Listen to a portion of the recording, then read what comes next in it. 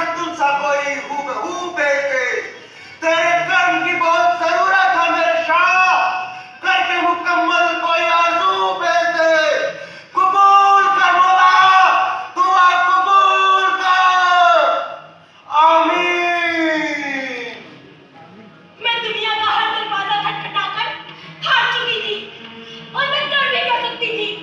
उम्मीद इलाज में शफा का काम करती है। मैंने डॉक्टर इलाज भी जारी रखा, लेकिन कुछ हद बाद मैं पूरे यकीन से कह सकती थी कि इस उजाड़ बंजर जमीन में कोई नया बीज अंकुरित हो रहा था।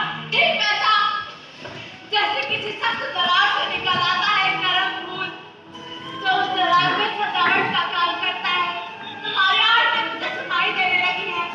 ये फलसफा है या कुछ और, मैं नहीं जानती थी। अपने ही बदन में एक और धड़कन सुनना बहुत रूहानी एहसास था। वो एहसास जिसके लिए मेरा बदन, मेरा दिल तरस रहा था, लेकिन अब फूल खिलने को एकदम तैयार था। अब और इंतजार नहीं होता। अपने वजूद से अपनी अम्मी को कबूल करो।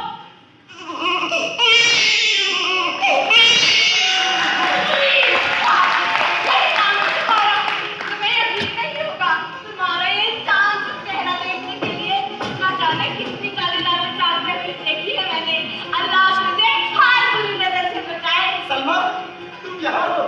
मैं और अम्मीजान कब से तुम्हारी राह देख रहे हैं। मुजीब कह रहे थे, मुझे किसी बात का होश नहीं रहता। हमारा तो होश है ना, हम आपके शौहर हैं। भला आपको कैसे भूल सकती हूँ?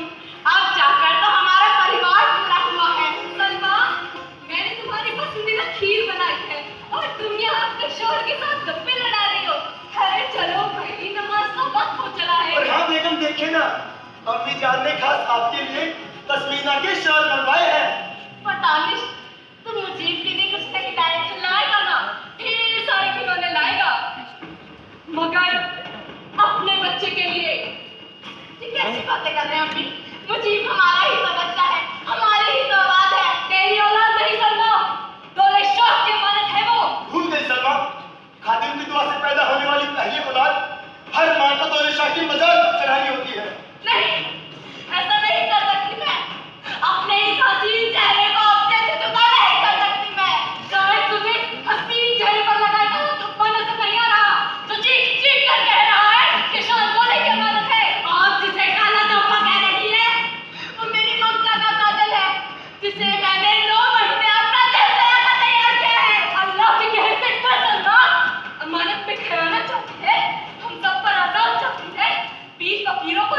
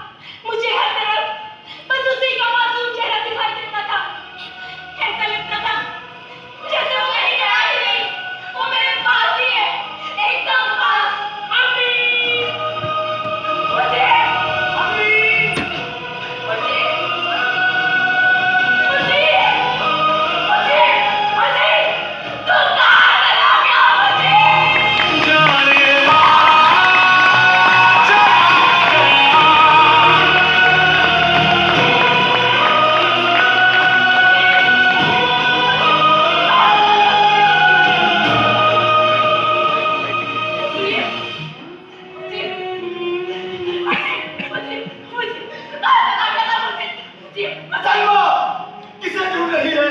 बहुत